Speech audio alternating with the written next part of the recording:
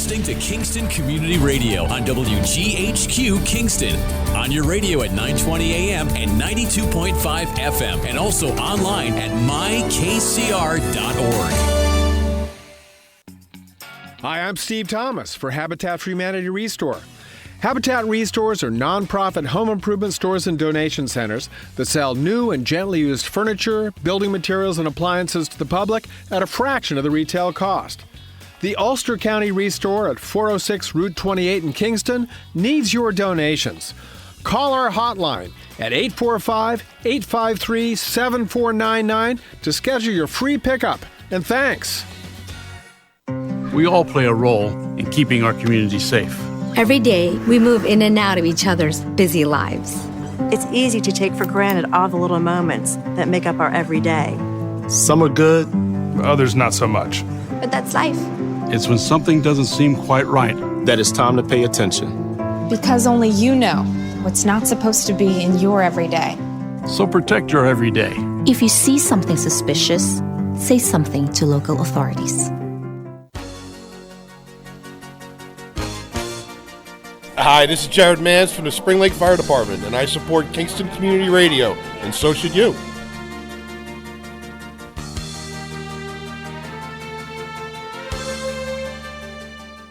This programming is brought to you by the Friends of Kevin Cahill. As a strong advocate of local broadcasting, Assemblymember Cahill urges you to support Kingston Community Radio with your time and donations. Your contributions keep KCR vital and on the air at FM 92.5, AM 920, and on the web at mykcr.org. Please join Assemblymember Cahill and send your gifts of $10, $25, or more to Kingston Community Radio, Post Office Box 4364, Kingston, New York 12402. Together, let's keep KCR alive. It's Thunder Thursday, and I'm not Tony Marmo, and neither is Don Williams.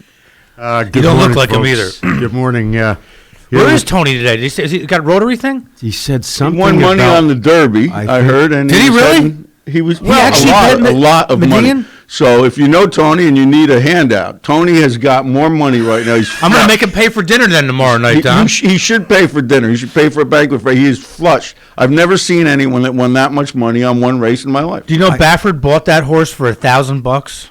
Bob, the guy, his trainer. Yeah. He bought that horse for $1,000. Smart. I take it he did well. Yeah, no, it paid, I think, what was it? I think the exacta paid, I don't know. I bet the 14 and 15. I'm pretty sure that it wasn't a Derby winner for sure. No, it went off at like 22 to 1 or something. It wasn't one of the favorites. I didn't even look. There was 20 horses in the race. I never even looked at it. So. 20 horses, my God. When the Preakness is a week from Saturday, they'll be down to 10 now, so a lot easier to bet. Tony will still have plenty of money left over. Sure. By the Preakness. I understand I thought he was at West Point. I thought maybe he got a senatorial appointment or something. Oh, God, really? Yeah. I'm not sure what a janitorial appointment is. I saw general maintenance on the door in West Point. Perhaps he's that kind of office. I have to tell you, as much as I've been here a few times now on Thursdays with Tony, your intro of Thunder Thursdays. I copied him. I don't care what Elliott Auerbach says about how much he loves Tony. And he does. Who doesn't? Who doesn't best. love Tony? The sad part is he's probably listening to this. No, he's not. He may listen to a replay of it just to make sure that we're talking about him. Absolutely. Not to make sure we're not. I think in emails we discussed a little bit about whether or not we should take Tony's name in vain. Yes. I think I violated the promise already. So. Hey, it's good being here, and it's good to be here too. I agree. It's how do you feel about getting up this early in the morning? I don't like it. I don't like it one little bit. It's not as bad now. The first show I was on with Tony, that guy, was our first blizzard. Was it January or December? Do you remember, Lawrence? I thought it was. Yeah, it was I'm last sorry. year. Eat your breakfast. I think that raises the listenership. You probably had a really. I had to walk here. Couldn't even get the car. Is that right? And I'm only up at Mountain View Avenue. Oh no! That when you walked down here that morning, that was like Mountain View Avenue in Hurley. No. It was the day we got the 22 inches. It was that. It was a lot. Couldn't get was the a lot car of out of the driveway. The roads had not been plowed. So I came down here, and Tony and Lawrence looked at me like I was out of my mind. Well, I'm sure, like me, getting up early in the morning is made a bit easier by the salary. You know something? It's the salary that we're getting today. That's right. Yeah, I don't think so, guy. I don't. People should know that we're here as volunteers, and wouldn't have it any other way. No, I'm getting paid a lot. I'm sorry, I didn't know you were. I didn't know you were unaware of that. Yeah, Lawrence and I are making a lot of money. Tony told me I couldn't really hide, but Lawrence has already told me he makes nothing. So I don't make squat. Right, that was one way of saying he makes nothing. Well, yeah, he also said that for the Kentucky Derby, he went to Florida. I didn't say I went to Kentucky. I said I went to Gulfstream to bet the Derby. That's right. He went to Florida. I don't know for anybody the Kentucky Derby. in what is that, Louisville or Lexington? I don't even know. I know where's Churchill Where Downs? is it? in Louisville? Churchill Downs. It's in Kentucky. Yeah, but is where it in Louisville Kentucky? or Lexington, Kentucky? Oh, I don't know where. I don't know either. I don't even know anybody who lives in Kentucky. Maybe most people I find when the Derby, they go to Florida. So they don't know. They don't know where the track is either. Yeah, I mean, well, I would have gone to Saratoga, but it's only open in. Did you watch the Derby? Yeah, Lawrence? I went to Gulfstream. Did I was there all day. What kind of hat did you have on? That's for the ladies, dude. But I did drink a mint Aaron julep, and I Rodgers tell had you, one it's on. not. Those mint juleps are not that good. Aaron Rodgers had one on. Didn't have quite the same number of flowers. He may end up the host of Jeopardy. He was. He If he did doesn't it sign a with the couple Broncos times first. already. He was quite. It appears he will not be playing at all for Green Bay, and he is That's kind of a really shocker. sly. I had no idea. What do they call he's- it? He's Passive aggressive? Is that what they call that? In Well, he is psychological terms. I hate to make this pun, but he is a passer. I mean, that's what he gets paid. So got a passive guy, aggressive is right in his He's wheelhouse. occasionally aggressive too, but Yeah, he is. He's a he competitor. has played He is this a competitor. wonderfully. He says nothing other than he has his friends leak the stuff. That's right. That's right. This morning it was He's Brett very Favre savvy. saying he loves the fans. He's very political. He should run for office. He might. You never know. He might. Well, maybe not in Wisconsin. No, not in Wisconsin. He won't run. Maybe he'll fly down to Florida with Lawrence. He might. Well, next Derby. I was telling you about the horse guy that I met because I don't know much about horses. We were off air at the time. It's a You great meet story. you meet unusual people right here, right in this area. It's amazing. People from all over the world end up here. It's always amazed me. The other day, I went out for a drink, and I met a pirate. Now, I didn't know he was a pirate. I saw him sitting on a stool, but he looked like he might be a It was pirate. at a bar. At a bar, and I asked him. I said, excuse me, I'm sorry, I don't mean to stare, but are you a pirate? And he said, and I quote, he said, "Arr, matey, I be's a pirate." And I said, listen, I never met a pirate. Do you mind if I ask you a few questions? And he said, "Arr, if you buy me a pint of grog, you can ask away." And I said, "All right."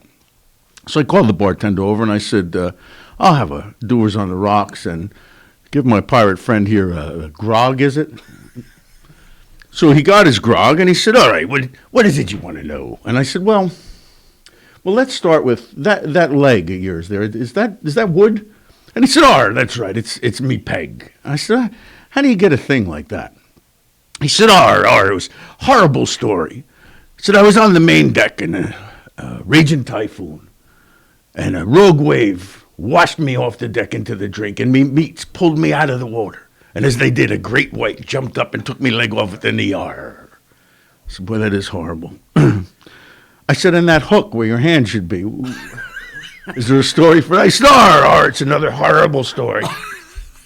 So we boarded another ship, and a man much better with a saber than I must admit. He took off my hand at the wrist, and that's how he got me hook. Arr. I said, "And that patch where your eye should be?"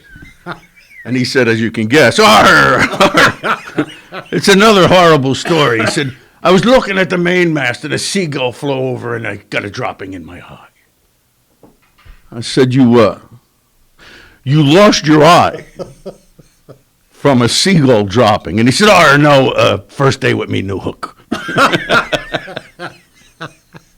And then I had another scotch, of course. You should have thought of a career, obviously in entertaining, but as a lawyer.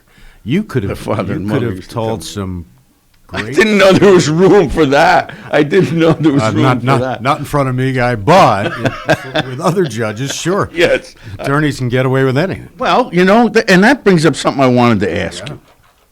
I wanted your opinion. I know that many years ago, it didn't seem like that long, but I thought about this on the way here because I wanted to discuss it with you, just out of curiosity.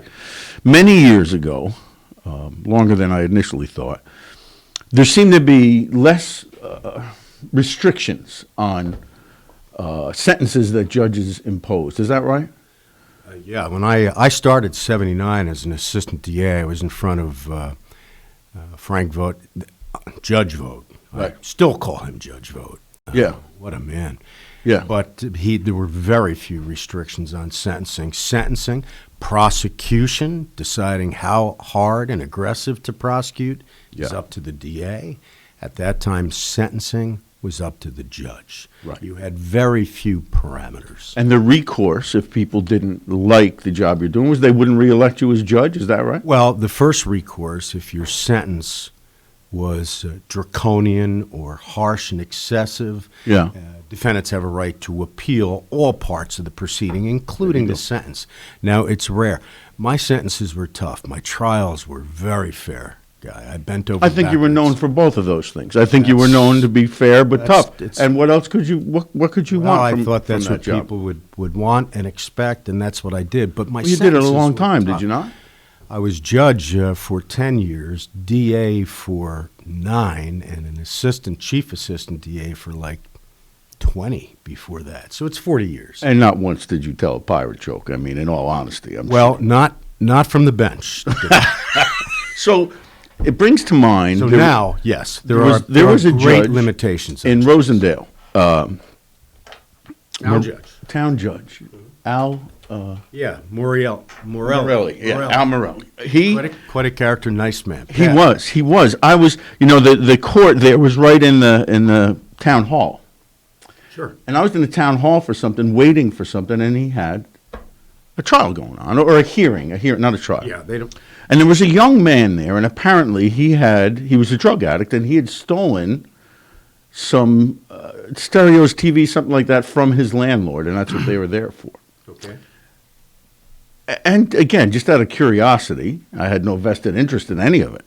I just heard the judge, Al Morelli, say, "So, what did you sell everything? You don't have anything?" He said, "No." He said, "What'd you do with the money? Do you have the money?" After the fellow pled guilty, I did. Yes. Okay. Oh, yeah. He's at sentencing, yeah. Yeah, he's at sentencing. And he said, well, I spent the money and I bought drugs, and the money's gone, the drugs are gone. And the landlord was very upset.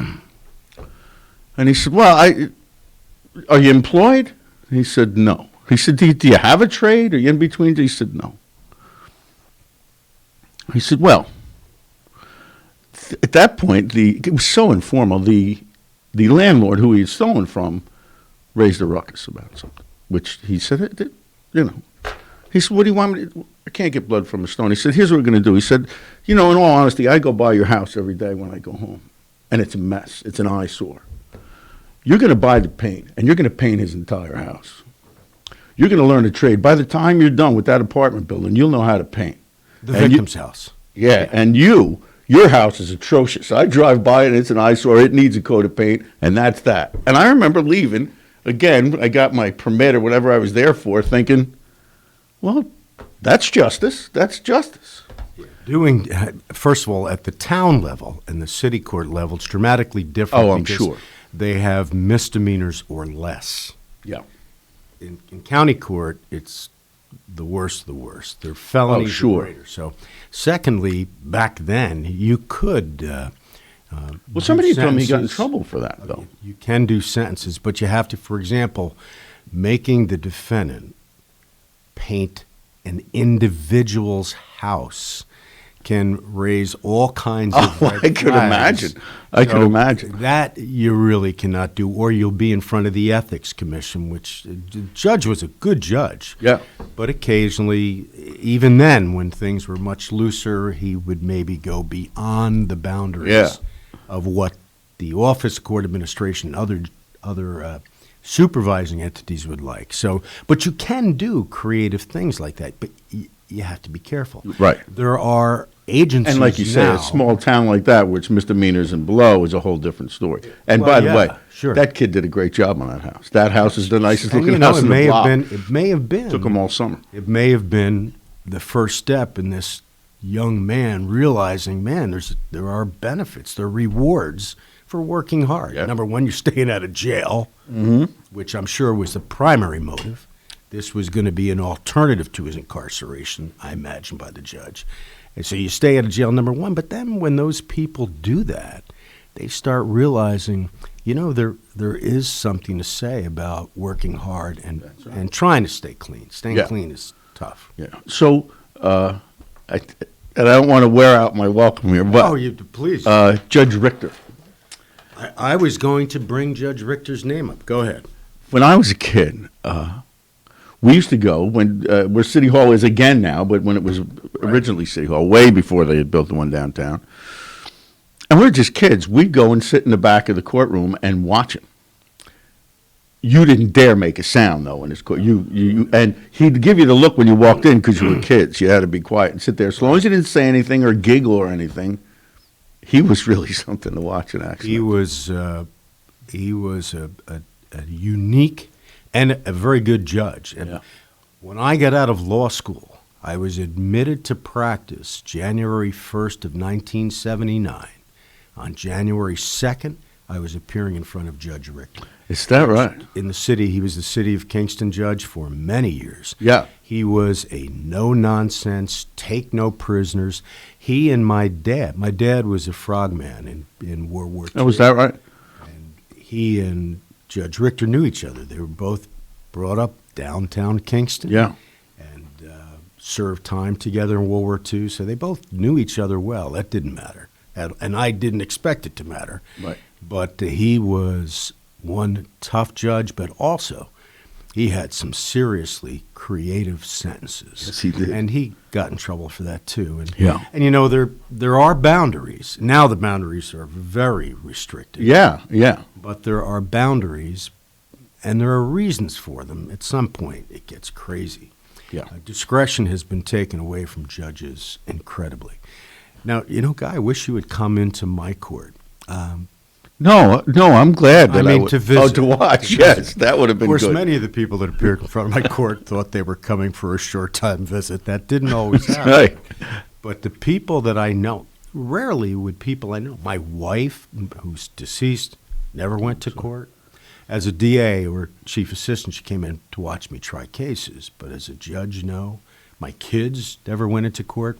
But some of the people I met at Kennard, where Lawrence frequents, actually came into court, and they were stunned.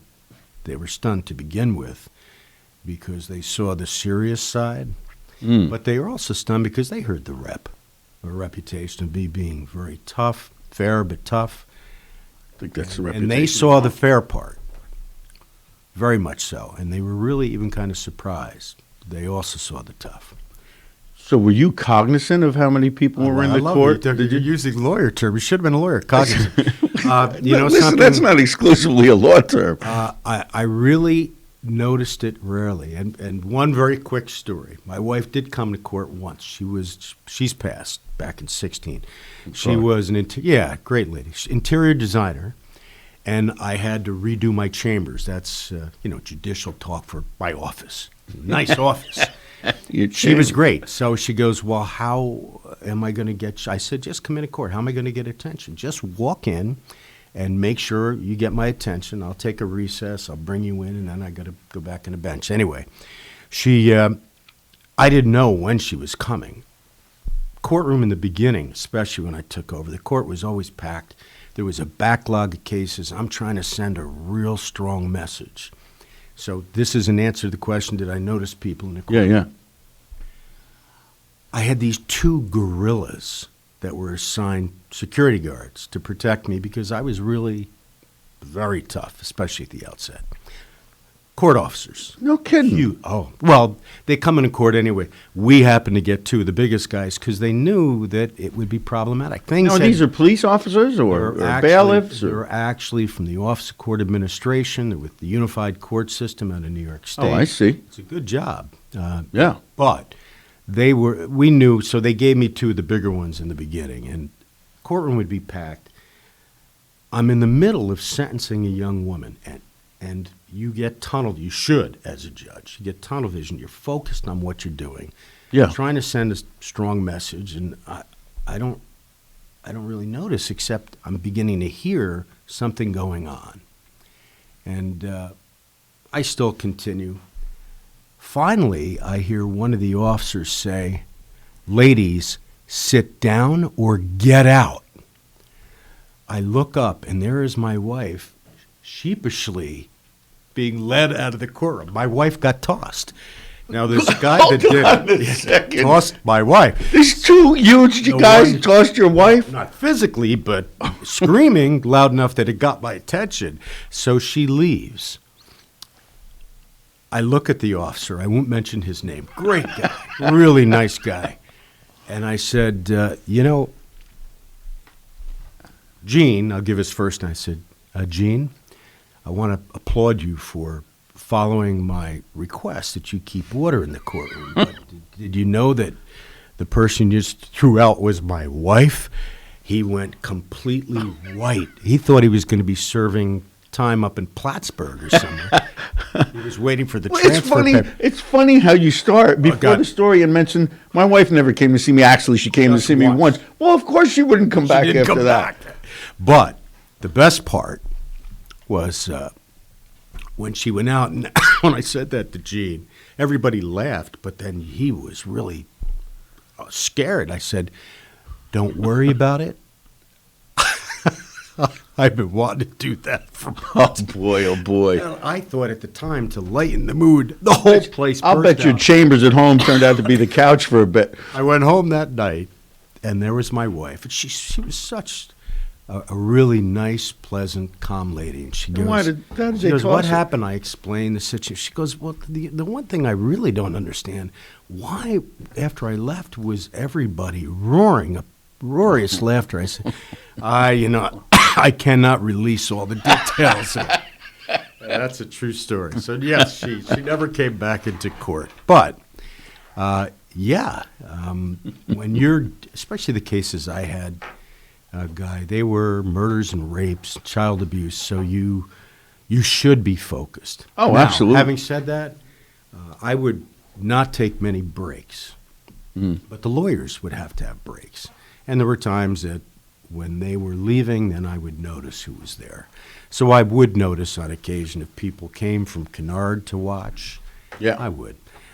It's hard when I had some high-profile cases. Yeah, and the media's there, and I think the media should be there with cameras. I agree. But you've got to control it because the because lawyers it can become will a act. circus. You remember the O.J. Simpson case with Judge Ito? Yeah, It was a circus. Yeah, it was a circus. He was performing for the camera. Oh, right. And the DA, they had a fashion critic there talking about who was wearing what.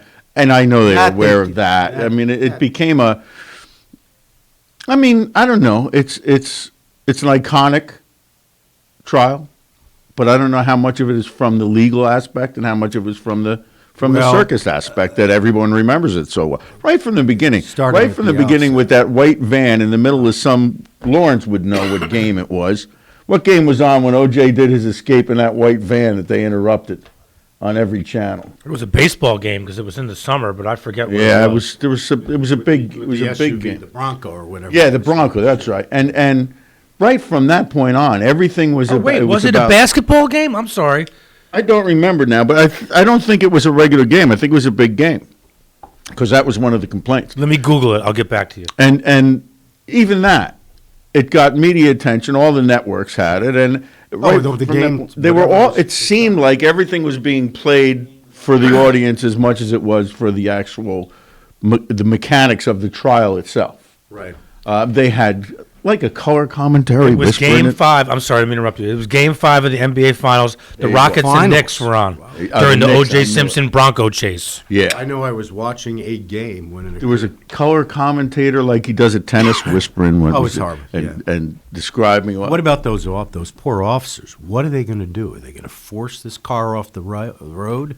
And instead it was like helicopters, news, it was ridiculous. I have I mean, the media has a job, but especially today's media, I have a real problem with it, Guy. Today's media, it's different than it was. And it's different than it was because right now, free speech is going to be an item. It's always been it, right? It's always been something that needs to be defended, and deciding what falls under that heading and doesn't is very, very difficult, but made more difficult now. See, now when I was a kid, damn, you should have been a lawyer. There were airwaves, right? As you remember. Right. You got 6 and 10. On a clear day, you might get 2. Absolutely. And that was it. And those airwaves were governed by the FCC. So there were certain things, and there was, certain restrictions and rules and guidelines that they had to follow. You wouldn't curse. You wouldn't have any objectionable programming before a certain time. You could not say. That's right. Right. Yeah, and some of it was just silly, but Right. it was the mores and taboos of the time. So, who was a comedian did a routine on that? George Carlin. George Carlin. Yeah. I'm sorry to interrupt. So then cable comes along, and it's no holds barred, anything goes, and the reason they said is because you have to pay for that. So you can always not watch it. Sure. Well, you could always not watch regular TV too. Sure. So the guidelines sort of change. Well, now the whole world watches a post. Could be your post, could be anybody's post, and everybody gets their 15 minutes of fame with maybe no talent at all and no nothing, and it's more than 15 minutes. No knowledge. And just an opinion, which may or may not be factual. And free speech, it's getting tough. It's pretty hard for anyone, especially if you're a public official, to prove libel or slander is one of the most difficult things at all to prove. And do you think it's more difficult now than it was? I think it's almost impossible to prove libel and slander now. It truly is, especially take a look at social media. I mean, you can be tweeting things and have a Twitter account even under a different name. People won't. How are you going to find out to begin with who the actual tweeter is? And that exists across social media completely. Right, and reposting. But secondly, in order to sue a public official, whatever that description is, you not only have to prove that it's inaccurate, you have to prove that it was not just negligence, you have to prove that it was done with malice, meaning... And do you have to have damages as well? Well, damages is a part of it too, sure. But the key is, how do you prove that somebody had a malicious intent if they write something terrible? It's virtually impossible. Yeah. Unless somebody heard the person say, I'm going to take this guy down. Now, and I'm not mentioning this because you said malicious intent, but I want to mention, in case my boss is listening, that I work for Mid-Hudson Valley Federal Credit Union. I haven't mentioned that once, and Tony always throws it in case I forget, who are gracious enough to let me be here at this hour. I think that's good. That's a spot. That's very nice of you to applaud your boss, but he's gracious enough to let you be here at 7 o'clock in the morning? I don't mean... Gracious probably was not the most accurate adjective. I wouldn't normally be at work here, but I will be a little late for work. Oh, okay. And I'm working back office stuff. What's your boss's name? It's a she, actually, Melissa Walsh.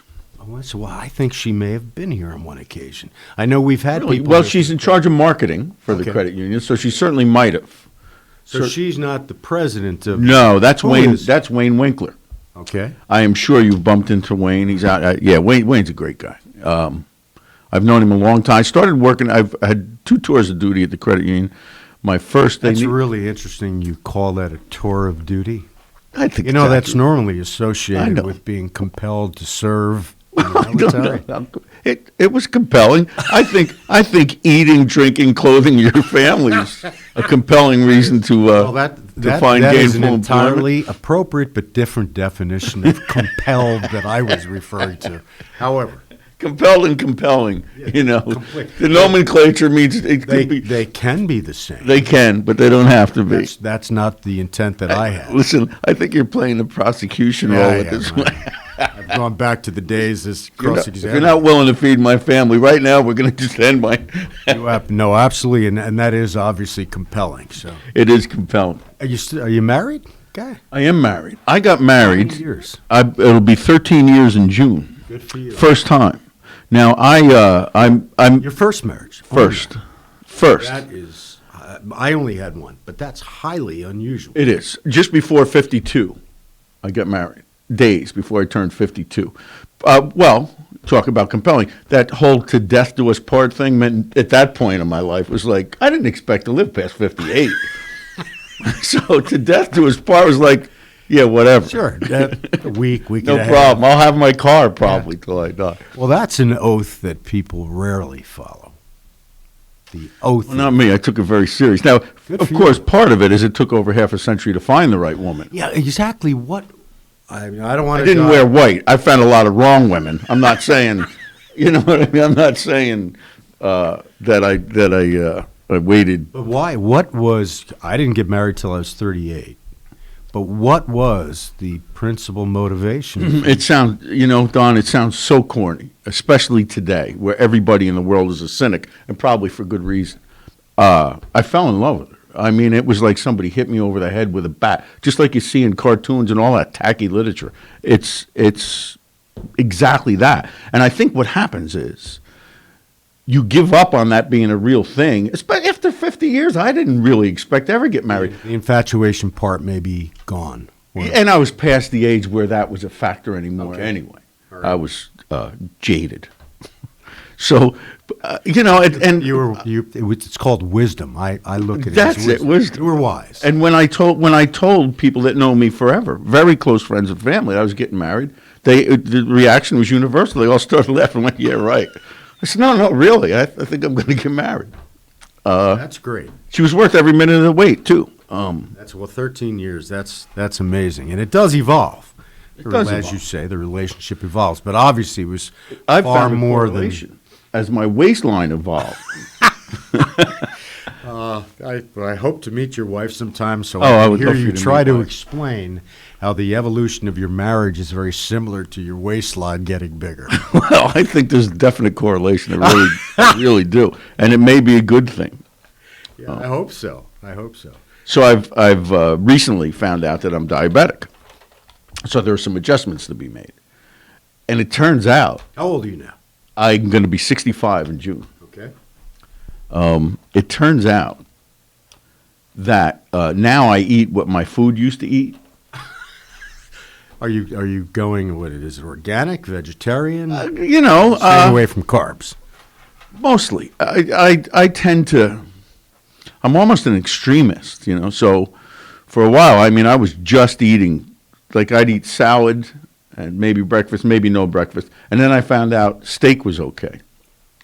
So I was eating steak and shrimp at night. It's the carbs you got to stay away from. Yeah, so it'd be the only carbs I'd have for the day, and I'd have a steak at night. Right. Every night. Every night. So how's your heart and your blood pressure? Well, terrible. Thank you for asking. But I have a different doctor for that. Yeah. I make him happy. You're 65. I'm now...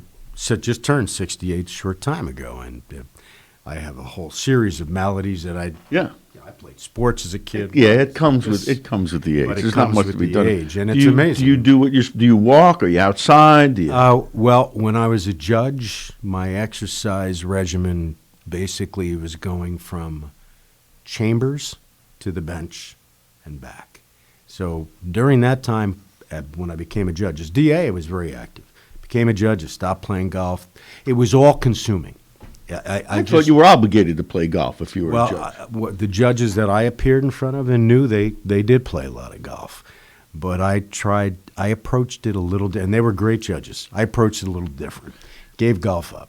My dad was a bartender at Twaffskill Golf Club for most of my life. How many years ago? Well, he died in 81, so quite a few. I may have been a member back then. Well, there were. When I was a kid and I used to go see him. The bar was downstairs where the locker room is now. And then, well, he was there when it was upstairs as well. Him and the only bartenders they had for many years was my father, and then one day a week George Hughes. He worked on Mondays on my father's day off. George was the greens. Yes, he was. He was in charge of greens. Yes, he was. In charge of the clubhouse. He was in charge of and the bartender. And the only other person there early on was Alex Gerlach. I didn't know. Now, Mr. Gerlach left or passed before I became a member. But George Hughes What a great guy. What a character. Yeah, he was. But there were almost exclusively at one point when I was very young, it was almost all doctors and lawyers, the membership. It really was. Judges, sure. Yeah. And then and doctors, right. Many lawyers of and them judges. migrated up to Wiltwick. But yes. When I was DA, I played, Guy. But if I took one afternoon off a week and I was at the golf course. Would you go there, Twopskill? I was at Twopskill. DA, course, I was right? an assistant DA. I ended up going to Wiltwick later when I was DA. But I could take one afternoon a week, go back and get the work done at night. And while I was gone, the DA's office continued. There were 20 or 30 assistant DAs. Wow. As the county court judge, if you take an afternoon off, stuff stops. There's nothing happens. So I would take 1 week vacation a year. It's not a lot. That's crazy. Especially a stressful job like that. That's not a lot of vacation. The stress of being a judge was principally sentencing day, and I know there are many people, lawyers and defendants, who would think I felt no stress issuing sentence. As a DA, it's relatively easy to get up and recommend stiff sentences. Right, because you're not the final say. You're not the final say. Right. When you're the person that is locking some typically young man up for lengthy periods of time because it was deserved and it was just, but you're the one that's doing it. Yeah. And suddenly when you're sentencing most of these people, they're no longer the tough guys. Now they know they got a fair trial. They were convicted, but they're the toughness kind of. I can't imagine what there's always a point where the reality of things sets in and the weight of it. That must be, on both ends. I know that you did it for a long time. Yeah. But it never gets easy. No, and it's a different. Well, it's probably not always different. But there's probably some people you saw fairly regularly. There were. Well, it's not just regularly. You got to realize that I was sentencing murderers and child abusers. Those sentences, and if anybody, I used to every defendant who was sentenced. So much about the law people don't know. They don't. Every defendant who was sentenced, meaning they've been convicted either by pleading guilty or by trial.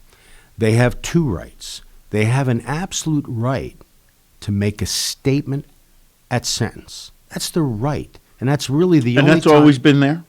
Well, that's as long as I know. Because it seemed to become more popular. About midway, decade or so. Midway when I was DA, that changed. So they have a right to make a statement at sentence. They have no right to make any statements if they're represented by counsel except to testify. Right, and they don't normally. Most of them do not want to. No. But, so this is their time to make their statement, no matter what it is. They also have a constitutional right not to say anything. Right, because it may incriminate. Now, I am not allowed to ask defendants questions. You ask their attorney? Yes. I cannot speak to the defendant directly at all throughout the entire proceeding. However, if indeed they choose to make a statement, I get to question them. And what? Boy, a personal visit. Hey. Elliott Auerbach with a personal visit. Good morning. Ladies and gentlemen, we have our guest here. I didn't realize I was enjoying you guys were really, Guy's conversation so much. I was enamored, with the conversations that were going on here. I just asked questions. So entertaining. Well, I joined you guys about, thinking about Accord. I rode with you in from Accord. That's about 40. Quite some time. I've learned about the court. I've heard the O.J. Simpson trial discussion. I'm feeling like. Did you get to hear his story? I won't ask you to repeat it. Did you? Well, did you hear how Don had his wife thrown out of court? I did hear that.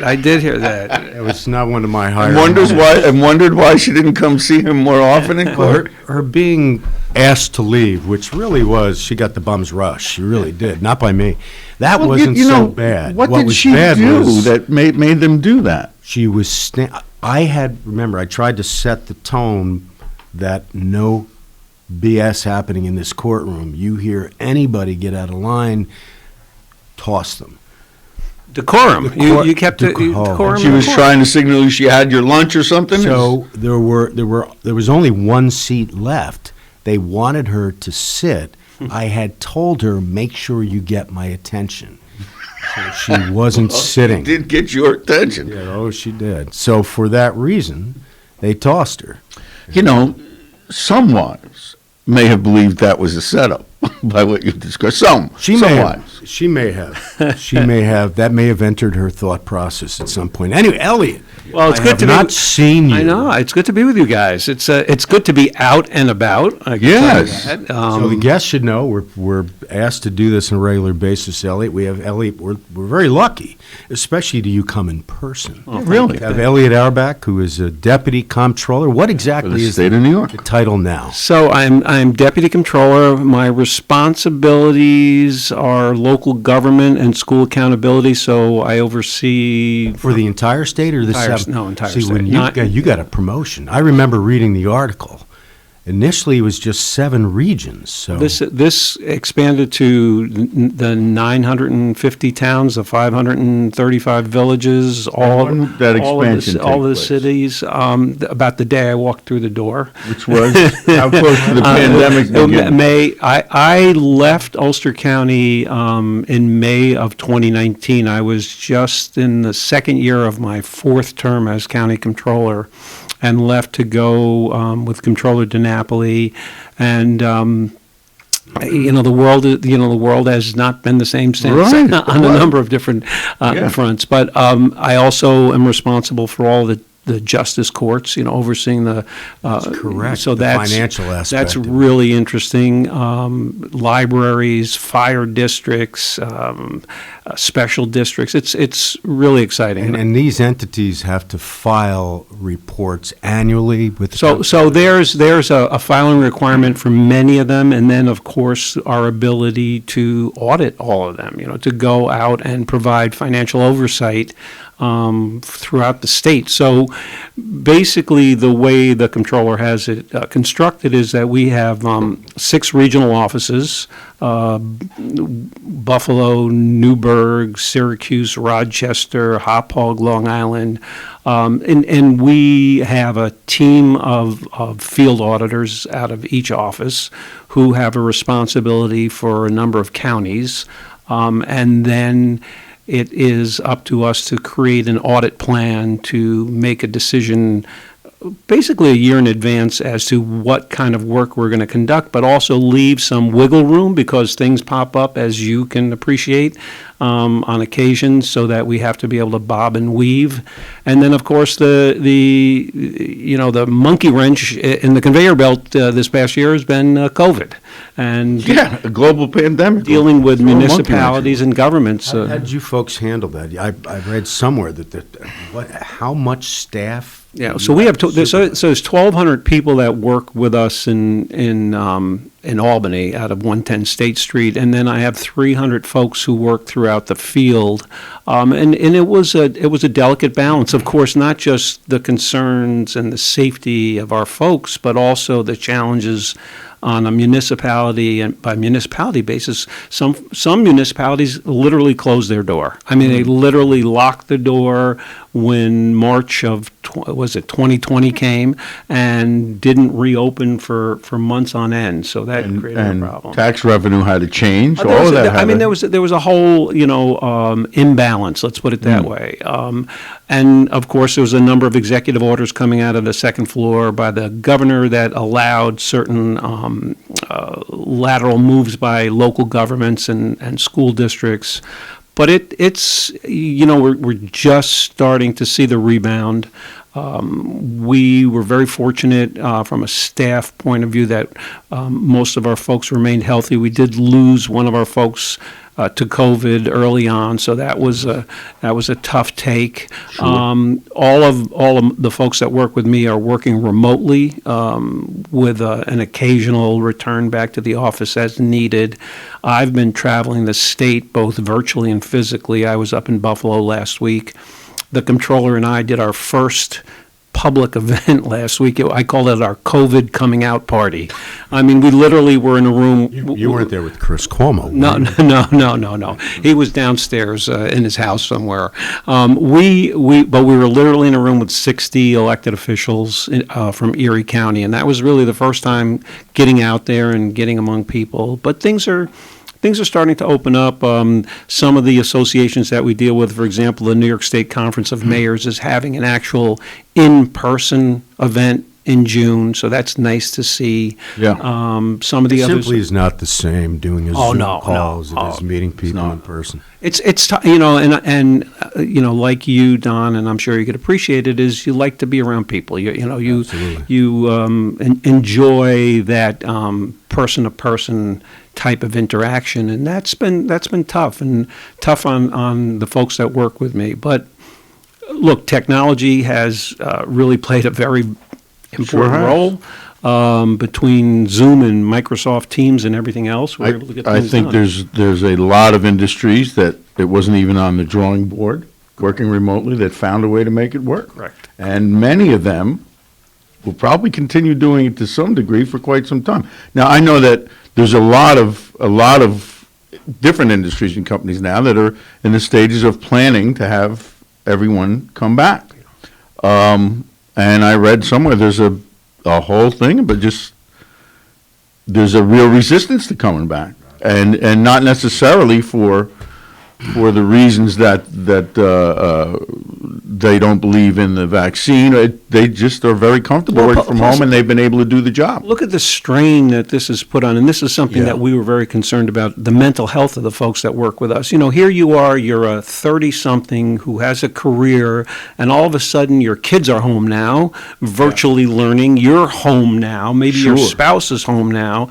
So there's a balance that really has become something of a trick that folks have had to deal with. So now, all of a sudden, we're shifting gears back again. I think you're going to see, as you alluded to, more of a hybrid approach, part-time in office, part-time working from home. And if done appropriately, that could also be efficient, if done appropriately. As Guy's saying, there are some people that have become entitled feeling of being home. Correct. Yeah, I know you can't say those things. No, I hear what you're saying. Right. And we all see it. The poor people that run the restaurant business. Oh my gosh, it's trying to get individuals to come back, especially for the low pay that they receive. It's devastating.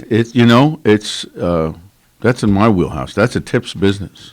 It's the staff or the pay is it's traditionally not good. It's a tips business, and if nobody's going out, the tips are that in the entertainment business. I had no idea personally. I had no idea. I've spent my entire life as a musician. I had no idea how much, no matter how much I play, and nobody stopped me from playing. I just can't play in public. I had no idea how important it was for me to have people watch me do what I do. It's an odd situation. It's really changed industries, as you mentioned. Yeah. I think we're going to see a number of restaurants who are not going to be able to return back to what they were prior to the pandemic. Some have been quite successful. Absolutely, Don. See, that's interesting. They've changed, and they pivoted quickly. And I it's funny you say that. I was at one of the places that we were up in Buffalo was an Italian restaurant, and I sat in the parking lot for a few minutes before I walked in. And they literally built a second building that adjoins the restaurant's kitchen for pickup purposes only. So people don't have to walk through the restaurant. They put their order in. The parking lot's still there. They assembled this building pretty quickly.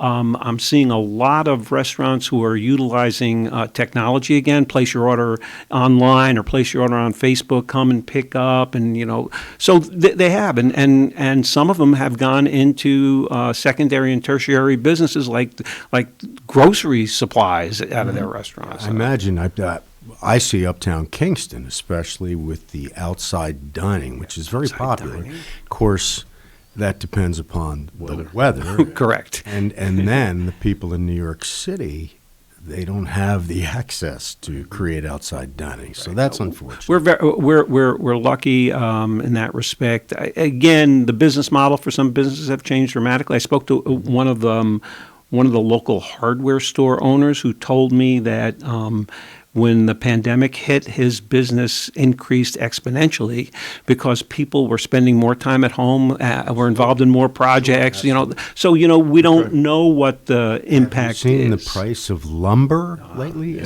Somebody just did a comparison, I think it was in the Times or something, where they took a deck, lumber for a deck that could have been built in 2000 and then priced it in today's terms, and it looks like it's gone up 3 times or 4 times. At least 3 to 4 times more, which Amazing. is it really is amazing.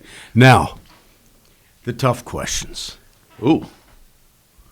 I know why you left. We all proceed in that type of life, but the politics in Albany are simply offensive and distasteful. Politics anywhere is distasteful, but in Albany, the level.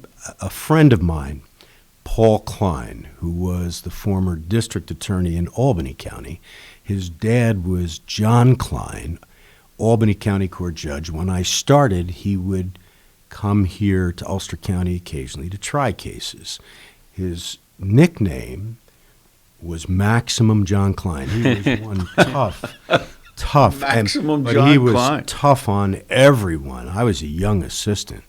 But I think his son, Paul Klein, was quoted once in the Albany Times-Union of saying when he was investigating some legislators that were acting inappropriately with their staff, he said, I would never allow my daughter to be an intern for the assembly.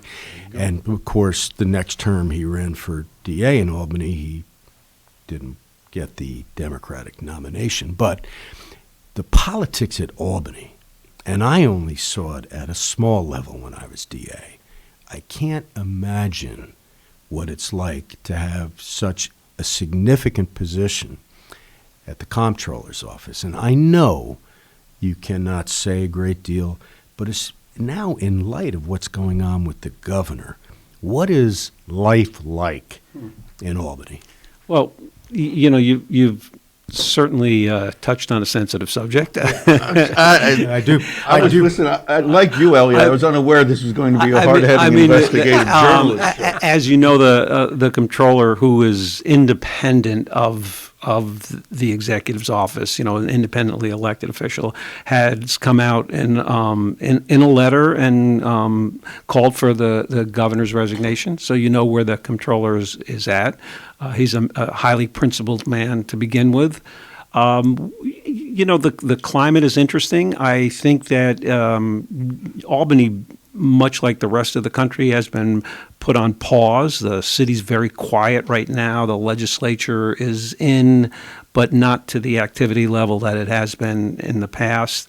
I think we are witnessing what will be a paradigm shift in government, where what we know as government and the way people behave or behaved will dramatically change in the future, in the present and in the future, with people running for office who are very concerned about not just what goes on in the chambers, but what goes on outside the chambers as well. We're seeing a lot of new young faces in Albany, both in the Assembly and in the Senate, and people who are bringing a value to that office that maybe was questionable to begin with. So it's interesting. And, it's not just Albany-centric. I mean, you're seeing it all across the state. So it's going to be a wait-and-see attitude. Look, we just saw what happened in the mayoral primary race with Scott Stringer, who was the former New York City Comptroller, and somebody stepping forward and making accusations. And again, you know better than anybody sitting in this room, we need all the facts. We do, and unfortunately, as a public, we are quick to judge. True. And we judge on a regular basis on what's in the media. Unfortunately. I read the articles about Judge Rounds releasing a murderer, blaming the DA's office, which may or may not be an accurate representation, and immediately everyone's making judgments about DA Clegg and about Judge Rounds. And I know I was quick to make a judgment. I would love to say what my judgment was. I will not, just because I respect both people. And the facts, and you need the facts. That's right. But I was also about to say, well, there's enough there for me to make a judgment only because what I've done before, but for the general public to make that decision, I know there are many facts that are not in that article. Yeah. So do not rush to judgment. And we're seeing that, statewide too, with elected officials. Don't rush to judgment. I think it was a Mark Twain quote. It said, "The information is only as good as the source it comes from." Yeah. And really, we grew up though, unfortunately, believing that it was the gospel when you picked up the newspaper and read it in black and white. Walter Cronkite said it. It was right, exactly. But there was a respect at the time and an appreciation and an understanding of how the news was presented. But today, social media has certainly created some incendiary issues when people can just step forward and make a claim, whether it's founded or unfounded. So those are look, I fancy myself to be a professional skeptic. I like to look at the things, sit down, try and understand them, measure them as best we can, and give the benefit of the doubt until the facts come out. And we see that in the audit world. I mean, that's exactly how the folks who work with me operate. It's strictly informational and fact-based, but it's getting to those facts that are different. The powers that the Comptroller has does not include a prosecution. If you do find what you believe to be criminality, you then refer it. Partner with the district attorney on the local. As a matter of fact, I think today we have an announcement, and it's been unfortunate over the course of the last 6 or 7 months, the number of arrests of public officials who, for one thing or another. So we partner with the county district attorney's office, or in some cases the state attorney general, or in some cases both, depending upon what it is and what we're doing. And you recall back, it's interesting. The genesis of our oversight of school districts goes back to Roslyn, New York, I think there's a Netflix movie out about it now too, that there was an embezzlement between the superintendent and the business manager, and there was not just tens of thousands of dollars, but millions of dollars embezzled. And so statutorily we were provided then the ability to oversee school districts, which we do. I think there's 700 or 720 school districts in the state. So each one is such a separate. It is, and it's interesting to see as you travel the state. We're so. I think Ulster County is much more New York centric. We are influenced there. But when you move into Western New York or Central New York, it's a different world. Well, Ulster County, especially, as Guy knows, also. We are definitely New York City centric now. And now becoming more and more. Right. I mean, it's funny you say that. I was on a Zoom call last night with a couple. He's from Australia and she's from Russia. They came to Ulster County via Brooklyn, and they are making quite a substantial investment into property in the county, commercial property in the county. And they were talking to some local officials in it, and they just rolled off 6 or 7 or 8 different investors who have come in from New York City who have planted their flag here because A, they fell in love with the area. As we know, it's easy to do. Sure. And B, the dollar goes pretty much further. Even though we're seeing prices tick up dramatically, the dollar goes much further here. And I think influencing that whole wave is, again, due to the pandemic. Agreed. The discovery that and so technology. many things can be done anywhere. And technology, right? That you can literally. I have a son who works in Manhattan, but he's been living in New Paltz for the last year and working out of there. And as a company, what's the difference in price per square foot in Fifth Avenue and Town Hall? So if you're a commercial real estate owner in Manhattan, your knees are knocking right now. You're worried about how you're again. But as we talked about the pivot, I'm sure they'll pivot too. Whether they pivot into housing or whether they pivot into some other area, we'll see. We should remind our listening audience that we have, I'm Donald Williams, Guy Greco. And Elliott Auerbach. And Elliott Auerbach, who's the Deputy Comptroller for New York State, which really is an awesome responsibility. I don't mean awesome as some valley guy would say, but awesome responsibility. I can tell you it's been fun. It's, I'm closing in on year 2. It's been a lot of fun. The Comptroller is, again, a highly respected man throughout the state, a wonderful guy to work with, somebody who really truly understands the needs of people and is not afraid to get out there, whether it's 10 people or 10,000 people. The Comptroller is there. And then, of course, Don, you could appreciate this more than anybody. He manages the retirement fund. And an excellent job. And you know how that's impacted tens of thousands of people who are either local government retirees, teachers who retire, state officials who retire. So he manages that as well. And one of our favorite areas, though, that we love, and I'll give it a plug for people to do, is unclaimed funds. We're sitting with millions and millions and millions of dollars of monies that belong to other people that end up in the Comptroller's office because either they didn't cash a check or they didn't take their refund back. So I'm encouraging anybody that's listening today to go online and Google unclaimed funds under the New York State Comptroller's office and see if your name's there. And Don, you should do it too. You could be the person who there's like $1 million in somebody's name there. It could be you. That's not going to be happening, Elliott. But thank you, Elliott Auerbach, for being here. I thank you for putting up with me, Don. Great to have you. Good to see you. Since radio days. And I would like to say, if in the amount of time you've been doing this job, with all the weight associated with it, and the global pandemic, for you to describe it as fun, I think it's going to get nothing better from here on. Well, thank nothing you. but better. Thank you. I will see you guys. Thank you. Lawrence, thank you. Okay. To Tony Marmo that the job has the shoes as big as they are have been filled. Well, that's high praise.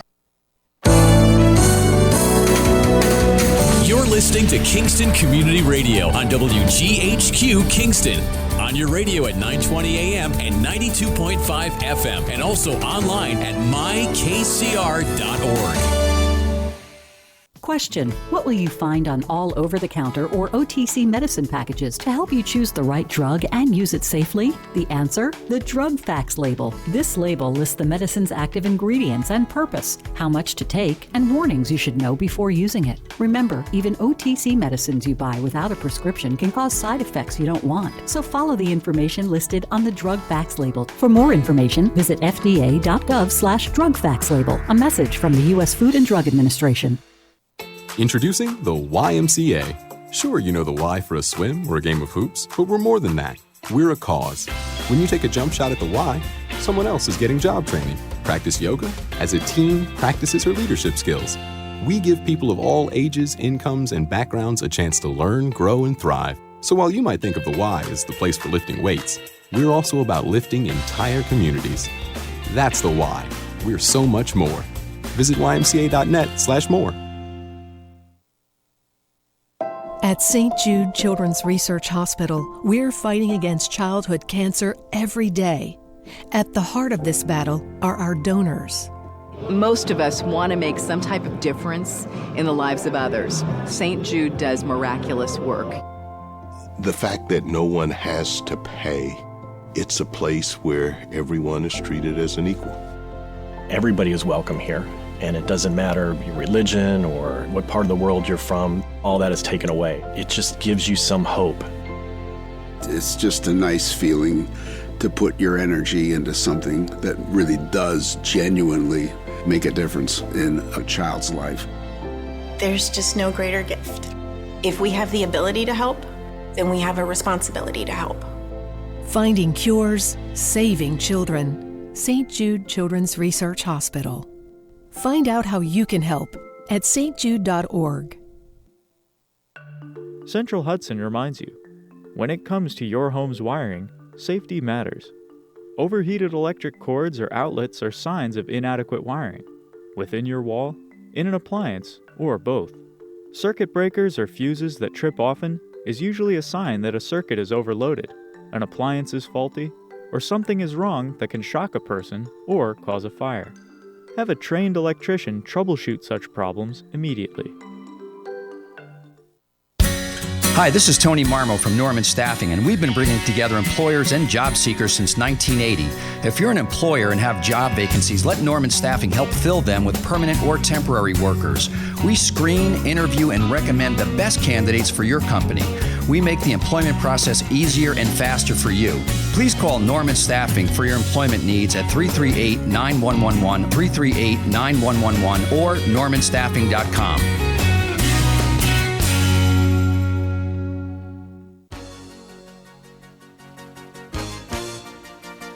Hi, this is Winnie from the Rosendale Seniors, and I support Kingston Community Radio, and so should you.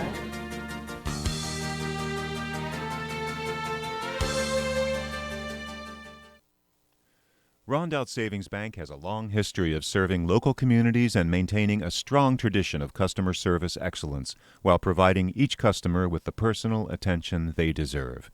Rondout Savings' approach to community banking puts you and the growth of your business in the front of everything they do. They're a different kind of bank and would like to tell you why, so please reach out to one of their expert business bankers for an appointment and let them show you what they can do for you.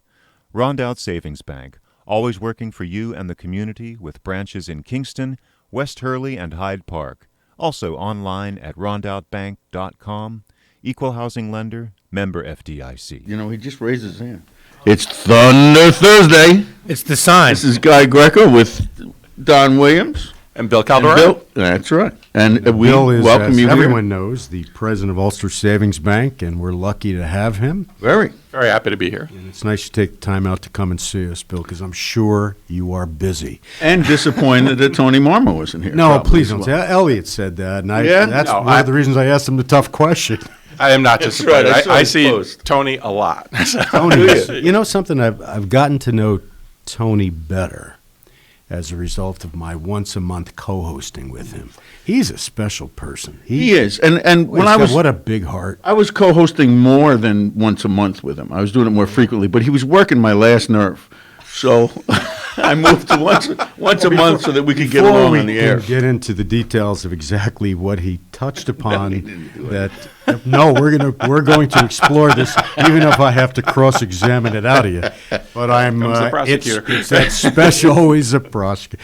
It's that special time of Thursdays, and maybe other days too, that we get to acknowledge the people that have their birthdays today. So without further ado, Guy, you've got the first on person. May 6th today, we want to wish a happy birthday to Karen Reich. And this is from your friends at the Town of Ulster Senior Club.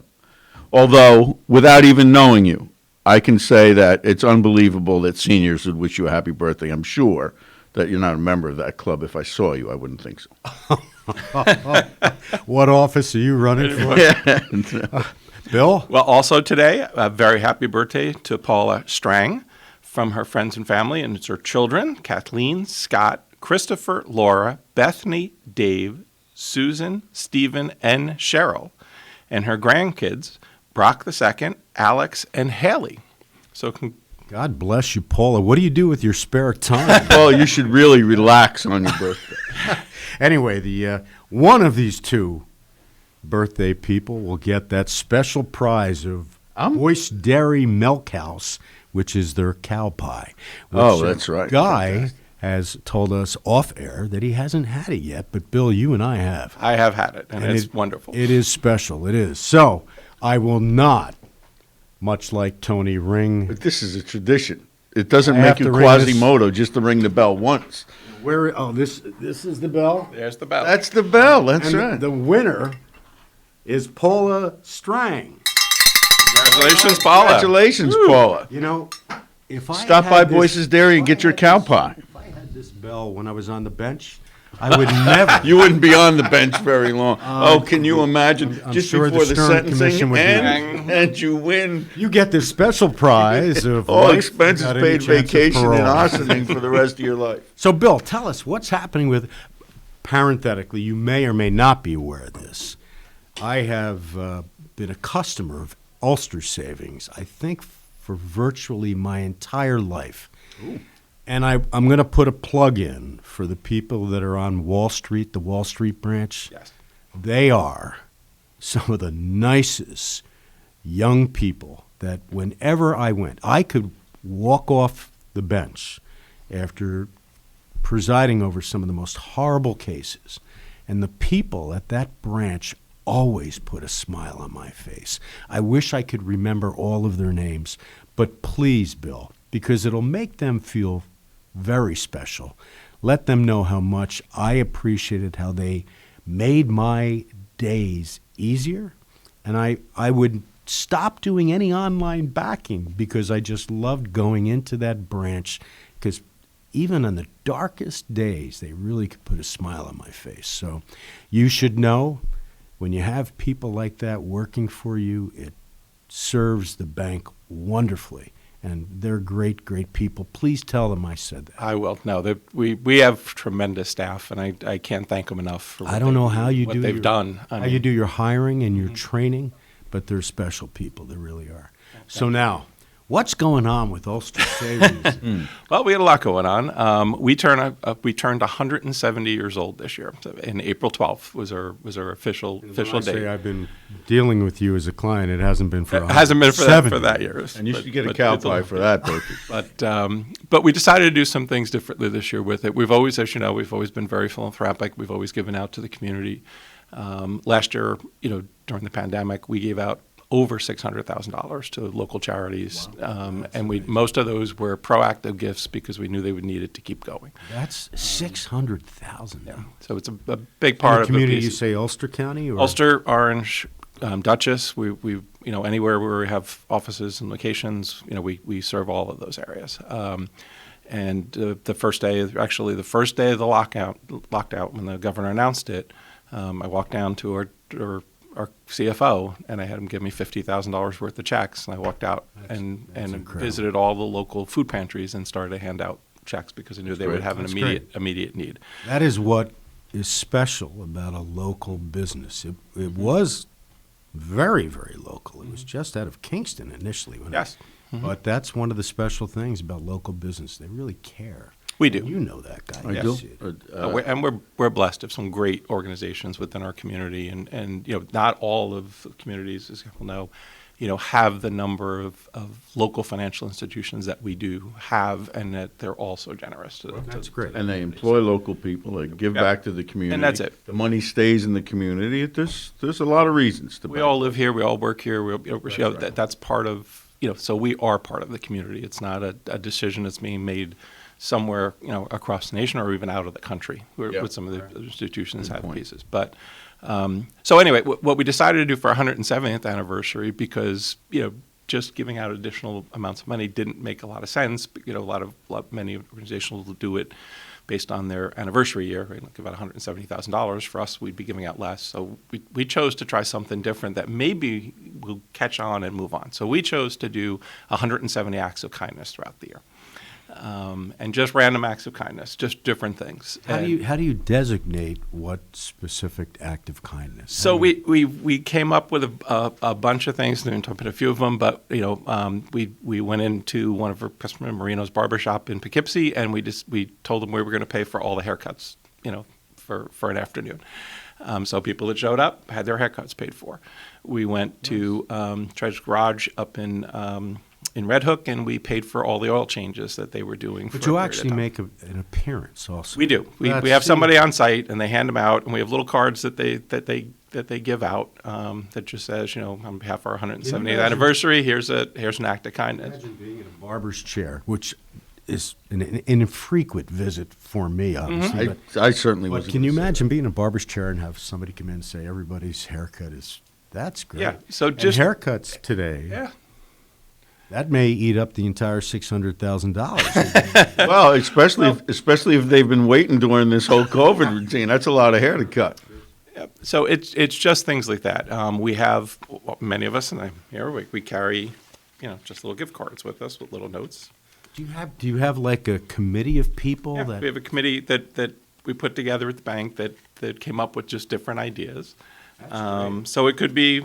We're in the grocery store and we see someone that's online and maybe, struggling a little bit to put an item back or something because of the piece, and we just hand them a gift card and say thank you very much and pay for the groceries or things like that. People that have known my past would be shocked, but I've done that occasionally. Yeah. It's when you see people that are really struggling just to pay for food, boy, that's hard. And it is. Mm-hmm. Yeah, it is, and it's more frequent than any of us would like to believe. Yeah, I think especially under these circumstances it is. But that's what a nice touch. Yeah. So our employees are loving it because they're involved with it. So they have, have cards. They could just hand them out or come up with the ideas with the committee. They become Santa Claus for a day. So and it makes them feel so good. It makes us feel so good. And what we're hoping is that it gets passed on, right? That by starting it and really, kind of formalizing it, we all do it, but formalizing a little bit, really getting it going. That maybe the person who went in and had their barber had their haircut for free, who could afford the haircut, went out and said, you know what, I'm going to do something good with the money that I was going to have the haircut or something with them. So that's really the idea for it, right? We could all use a little bit more kindness, especially coming out of this pandemic. Sure. Make somebody's day, brighten it, and that was the idea that we did. It just returns to that theme of local businesses. That's right. That's right. And, it's no small thing what Bill said about all the lending decisions and policies being made here, being made locally. It's a big thing. I mean, I like to say, if it's raining on you, we're getting wet too. We're all here together. And things like the pandemic drive that home as much as that. It's very funny what brings people together. It's not always tragedy, but I remember 9/11, how, at least for a while, there was this feeling of being very unified, and everybody felt like we were in things together. And again, with the pandemic, I think it's been that way. I think we found out because there's no socioeconomic boundaries to it. It could affect anyone. I think it drove it home even more again. Well, I hope so. I certainly saw a different response back with September 11th than I'm seeing in our society today. But hopefully some good will come out of this. Regardless, back on a brighter light, the influx of people from Brooklyn specifically, but New York City, how is that at all impacting Ulster Savings Bank or other similar institutions? Are these people that are buying up all this property, are they getting mortgages? Yes. Well, not all, but many are getting mortgages. Our mortgage area has been going like gangbusters for really since early 2020. So there is some benefit other there than is some benefit. Escalating prices on homes. There's a benefit. No, they've been going 24/7 processing, with the piece. We actually, during the height of pandemic last year, when it was, we were trying to keep people socially distanced and not have them come into the lobbies unless we needed to. We never closed them, but we did it by appointment. But having a large group, as you know, to come in for a closing wasn't necessarily easy to do. So we set up actually the equivalent of a circus tent out in our parking lot, and we did drive-through loan closings. So they literally could stay in their car. We had two picnic tables that each, the attorneys could sit at. The customer would drive in. They would walk up with the paperwork. They would sign, roll down their window, sign, notarize it, hand it back, and they would drive through, and the next car would drive in. So I never thought I'd see that in my lifetime, but we did do drive-through loan closings. Drive-throughs. Can you pick up like a Whopper at the same time? You want fries with that? Yeah, we were kind of the concept. But the customers loved it. They really did, because they felt way more, very comfortable and safe doing it. So did our staff, because they were outside now. Paper that I didn't do. I think I did one closing my entire life because it was all criminal law, but the paper was flying all over. Sure. Yeah. How do you handle that at a drive-through? So we've streamlined it quite a bit. We can actually do a completely paperless closing. The only problem is the state wants a live signature on the final document, so we have to record them. So we can't. Okay. We could even do an electronic signature, but they won't take it. So that was the only piece. That's why we had the tent, because everything up to that point we could do virtually. But we needed someone to come in to sign. For somebody that's going through that process, how long is it from the time of application that the actual mortgage closes? Roughly, it varies. We've been actually running 60 days or less on average. That's great. That would include purchases and refis. So obviously, the purchase is more driven by the buyer and seller timing of moving out, and other events that might have that as well, not just the mortgage or the closing documents. What are the rates looking like? With they could change soon. They're extremely low. You have mortgage rates in the 2s and 3s. For what, 15? No, out to 30 years. 2s and 3s? Yeah, depending on the option and the. I was so excited after 40 years of finally paying my mortgage off. What a shame! But it's all equity now. Yeah, no, that equity is going to go to my kids and not back in my pocket in Hawaii. So I don't think I'll be refinancing. However, if I sold this, how difficult! And you must be facing people like this, born and raised in this community, love this community. But now I have this house that I bought years ago for like $180,000, which was every penny I had. Scraped up together, absolutely. And it took me forever to pay it off. Assistant DAs back in those days got paid nothing. So it took forever. But that house now, people are telling me is worth an outrageous amount of money. Yes. The problem is then selling it, where do you go? That's the issue. That's making that tough, along with the fact of facing capital gains, which would be significant. However, if I'm going to sell it, I better sell it soon before the capital gains are changed tremendously. Anyway, are you seeing people like that? No, we are seeing that. You're seeing it all over. So, and it's creating different issues as well, as we know within our area of affordability for for local residents to get in, and we have to. Those are discussions that we have to have. Yeah, and they're hard discussions. They're hard discussions. They are indeed. I mean, I have a close friend that has a lease that's expiring in September. She has been at this apartment, doesn't make a whole lot of money for a long period of time. It's a duplex. Because of the increase in value, the landlord is selling it. It's been sold to people coming up from the city that have now decided they want to convert it to a single family. So she's out. Now, more a question to ask Elliott was here. Is there still a moratorium on evicting people? I Yes, think it was extended. So even if that apply on it does indeed. Lease? Yeah, it sure does. It was extended. And just recently, right? Just recently. They Still, I think that you don't want to stay where you're not wanted. Yeah. Well, if you have nowhere to go, though, not wanted or not, you'll stay. Now, there's precedence for this kind of thing. It's happened a lot, just not here. I mean, they call it gentrification in some places. But I don't think the precedent that's set has ever really ended up great for the people that were living there. And no one wants to go through that type of litigation, which is brutal. No. In fact, up coming from a lawyer, you'll be shocked to hear this, Bill. A guy might also. We live in an overly litigious society. Yeah, no one's shocked to hear that. Wow. I mean, I remember growing up, if somebody knocked me out you'd avoid them. Fight, first you would make sure you don't give a hard time to somebody that was capable of knocking you out. That's Right. And then you don't run home to your parents and have them call their lawyer. Not to my dad, who was a frogman in World War II. Right. Yeah, right. No, you don't. But it's an indifferent environment. And do you see, and I know you're in a position, you really cannot comment on it, but do you see a different personality, a different type of individual that's coming through the process now? The customers that we've had come through have been wonderful, really, and so complimentary of our service and our different pieces. So they've really been great. People are discovering how great Kingston is. Right. And there is a different mindset.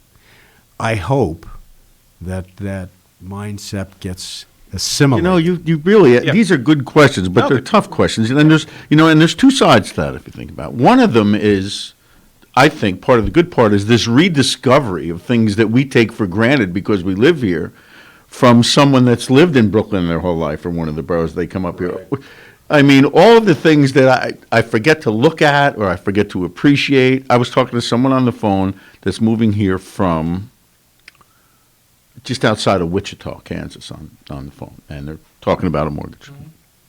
And she said, I haven't visited there yet. What's it like? I said, well, I spent time in Kansas. I worked there. The first thing you're going to notice is you can't turn your head in any direction and not see a mountain. She said, boy, that sounds glorious. And tornadoes, I said, no, there's none of ruby that. red slippers on? No, I don't know. I haven't met her. Only spoke to her on the phone. That's where they went, right? And I There was a pair that was taken. I started describing all the wonderful things about our area and realized I forgot how beautiful We it is. do not. I was born and raised Crown Street. Okay, yeah, sure. Born and raised. The only time I went to the Senate House in my entire life was on a class trip.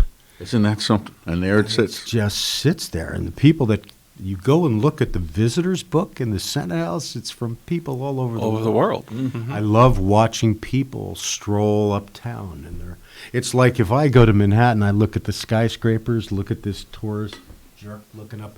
These people are looking at the steeple at the old Dutch church and all the gravestones. It has such charm. The town has such It really charm. does. It really does. It really does. And I just hope, and I'm beginning to see a huge change, but I just hope that it keeps some of its character, the same character that we had the benefit of growing up with. If the people come in, appreciate it like it seems they do because of the change and everything, scenery and geography and weather and traffic. And, this is a different world than Brooklyn or, it's just a completely different world. And now that you can work from home and you can raise your children here in this atmosphere where it's not, I don't know. And I think it's one of the things that's attracting them to the area in addition to the beauty and the different pieces is that, right? It's that hometown feel. It's different. And the affordability and comparison. I try to walk as much as I can because I'm getting older and getting no exercise. And I can tell when somebody is a recent transplant. Really? They do not want to make eye contact. Oh, yeah. Well, that's a skill because I honed. think that, yes, because apparently that I have a look that I might mug them. I'm not quite sure. They heard my reputation. Or maybe they know you. What I do, that's what I'm saying. But what I do now is I go out of my way, and you could see initially they may be uncomfortable, but now I go out of my way to say, good morning, how are you today? How's a nice day? And they look up, and now when I pass some of these same individuals, it almost seems like they just appreciate the greet. They do. They do. Takes And yet, a while. if you were in on a street in New York City doing that, most would cross the street to go to the other side They because think they'd you're be- out of your mind. Right. Or you would just take your valuables, one of the. Right. So it's incredible, but it is having. Obviously, I had a feeling you would be very busy. I know a lot of the money that comes up is cash, and people are not financing necessarily. But It's a combination. There's been a number of cash transactions, but and there's a number that are mixed. They'll take a smaller mortgage and partially cash. But we've been going nonstop. That's great. The group has really been, they've been fantastic. Really, all the employees. They, if you think about it, we were the front line of the financial crisis. Right? We had a pandemic, and we don't take away what happened from the medical side of that or the first responders. They were on that absolute front line. But to prevent the financial crisis that really could have happened, and while there were a lot of downturn, a lot of people financially struggling, it could have been really bad. This could have made the financial crisis look like nothing if we went through it. It's surprising, and it's surprising how it's rebounded so quickly. Yeah. But and I know that Ulster Savings and many of the other lending institutions have cut some slack as a result initially. With and there was, and we've discussed this before. There was a real. I can't think of the word. There was a real coming together. It wasn't competitive. As soon as this started, Ulster Savings, I know with Wayne, the CEO of Mid-Hudson Valley Federal Credit, all came together to say, how can we get through this? What can we do to make sure that we can get the people what they need here? As far as there were, you could speak to that. Sure. No, we had conversation. We all the CEOs locally. We were talking regularly. We were having conversations. We were offering each other things like an institution, but one of them had an issue with one of their branches where they have to close it. And we said, look, if you really need to, we'll give you a teller slot in our location if you want to come over for your customers.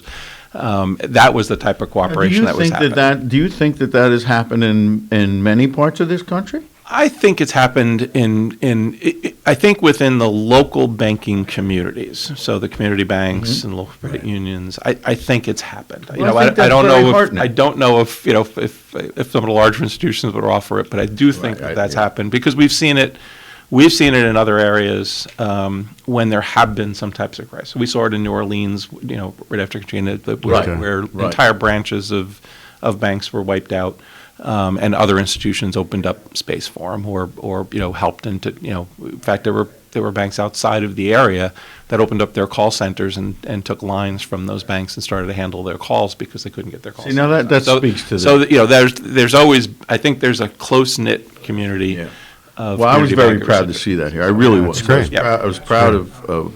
Well, Bill, I've it's amazing doing these. I always say, how are we going to fill the time up, and the time flies. Time just flies. So we have about 30 seconds left. Is there anything you want to leave us with? And again, this is Bill Calderara, who's the president of Ulster Savings Bank. Anything you want to leave us with? It's really with, I think, the 170 acts of kindness to really hope that we were hoping within our community that gets passed forward, and that it's part of an initiative to change the tide of just what we all see outside in some of our communities, where we all have way more in common than we don't, and we unfortunately focus too much on what we don't have in common than what we do have in common. True. And that's what this is hopefully going to do.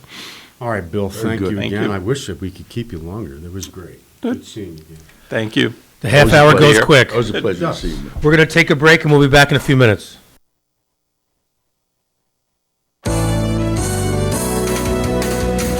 Listening to Kingston Community Radio on WGHQ Kingston, on your radio at 920 AM and 92.5 FM, and also online at mykcr.org. Many medicines used to treat colds and flu contain acetaminophen, a pain reliever and fever reducer found in hundreds of over-the-counter and prescription medicines. But taking too much or more than one medication containing acetaminophen per day can damage your liver. So always read the label and don't take acetaminophen if you drink 3 or more alcoholic drinks every day. To learn more, visit fda.gov/OTC pain info. A message from the U.S. Department of Health and Human Services Food and Drug Administration. There was this one time I went snorkeling in the Caribbean when I was a kid. It really just blew my mind. We saw the most beautiful corals. I remember thinking they were waving at us as they moved with the ocean. And then there were all these amazing fish. I'll never forget it. It completely changed the way I look at the ocean. Most of us have a memory of being in nature we'll never forget. Let's protect the world's natural places so more memories can be made for generations to come. Visit worldwildlife.org. Have you ever experienced a wish come true? For a child battling a critical illness, a wish come true can be a turning point. One song, one dance, one game, one adventure, one moment changes everything. Make-A-Wish needs your support to grant the wish of every eligible child. Visit wish.org now to help grant more life-changing wishes. Together, we can transform lives, one wish at a time. Someone in your town, at your school, or where you work is suffering from Crohn's disease or ulcerative colitis. They're dealing with excruciating pain and days when they can't even get out of bed. Chances are someone you know has Crohn's or colitis. Someone like me. I'm Amy Brenneman, and I'm asking you to support the Crohn's and Colitis Foundation of America to help millions of us cope and to find cures. Visit ccfa.org today to learn more. Help someone you know get back to their lives at ccfa.org.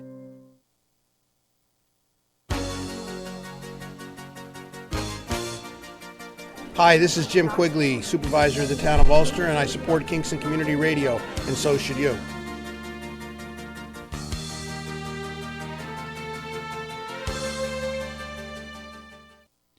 This portion of Kingston Community Radio is brought to you by Ulster Savings Bank. Visit their newest branch, conveniently located at the Ulster Commons Plaza in Lake Katrine. Experience the difference that local community banking offers with the convenience of another great location, easy access, plenty of parking, and a 24-hour ATM. Ulster Savings Bank, invested in community, invested in you. Member FDIC. Okay, we're back. It's 8:30, our last half-hour segment. Guy Greco, Don Williams. On the line, we have Lisa Berger. Good morning, Lisa. Good morning, Lisa. Good morning, Don and Guy. How are you guys this morning? I've never felt better or had less, Lisa. Thank you for asking. That's good. Good to know. I'm a little under the weather myself, which is why I'm not in the studio with you guys, and I'm really sorry not to be there, but I will see you next month. Well, that's great. I hope you feel better. Well, thank you. I didn't think that you guys wanted me, sniffling into the microphone or anything like that. Yes, sniveling is not priority one on the radio, it turns out. That's exactly right. But I'm super excited this morning because we also have on the line Geoff Brault with us from the Walkway over the Hudson. They're having a big event this week, and Geoff is here to talk about all the wonderful things that the Walkway is doing this weekend and what their plans are, now that kind of everything is lifting and it looks like we're going to have a normal summer. So, that would be wonderful. Hey, everybody. Good morning. Good morning. Good morning. So, what's going on with Walkway over the Hudson? Oh, that's a loaded question. How much time you got? 30 minutes. Well, 28 now, but go for it. Well, the most important thing that's going on with the Walkway right now is that this weekend, all along the Hudson Valley Rail Trail and onto the west approach to the Walkway in Highland, we're hosting an event called Mayfest. You may have seen signs for it in the community or seen it on Facebook, wherever you might be getting your local community news. This is a farmers and makers market, bringing all these local vendors, right? All the people that make the Hudson Valley so special, the people that are growing food on their farms, are making artisan crafts in their backyard. Maybe they have a food truck, a local restaurant, they're brewing beer. They're all coming to the Walkway and the Hudson Valley Rail Trail this weekend, and they're offering samples and products for sale and fun activities for kids. You can get a picture taken with your favorite princess or superhero, do some sand art, get your face painted. There's a petting zoo. I always wanted to, Geoff, really have a picture. This weekend, Saturday and Sunday, 12 to 5. We call it Mayfest. You can see all the vendors. You can get your tickets at walkway.org/Mayfest. So you went through that kind of quickly. Did you say they're giving away free samples of beer? All of the wine, beer, and spirit samples, and we have about 25 of them from places like Ben Marl Winery, Millhouse Brewing Company, which is across the river, Sloop Brewing Company will be there, Doc's Hard Cider will be there. 25 of them. So 20, in theory, you could have 25 drinks as samples. I'd stay away from the Walkway at that point. Of course, I'm kidding. That's terrible. You have 25 local breweries coming? Geoff? I'm sorry? I'm sorry, it's Donald Williams. How are you? I was outside when you were first introduced. You have 25 local breweries that will be represented? So not all breweries. Some of them are wineries. Some of them are cideries. Some of them are distilleries. So like Hudson Whiskey will be there with all of their new products. Is this the first year of this, Geoff, or have you done this before? So this is the natural spring extension of our Walktoberfest event that people might remember from the fall. We had so much fun doing that last October that we said, well, let's do it in the spring as well, when people are itching to get outside and enjoy a nice spring day in the Hudson Valley. So the vendors, are they actually on the Walkway? I know there's that little park underneath the Walkway. Sure. Is that where they are, or are they actually on the Walkway? Nope. So the vendors are on what we call the approach to the Walkway. So it's the Hudson Valley Rail Trail along Haviland Road. They're a great partner with us on this event, helping us have enough space to fit everyone in. So big shout out to Peter Belizzi and everyone with the Hudson Valley Rail Trail for being awesome partners. So we're using their parking lot, which is along Haviland Road, as well as a stretch of the Hudson Valley Rail Trail that heads into the west approach to the Walkway. That plaza that you see with the Sojourner Truth statue and the Ulster County the Ulster Welcome Center.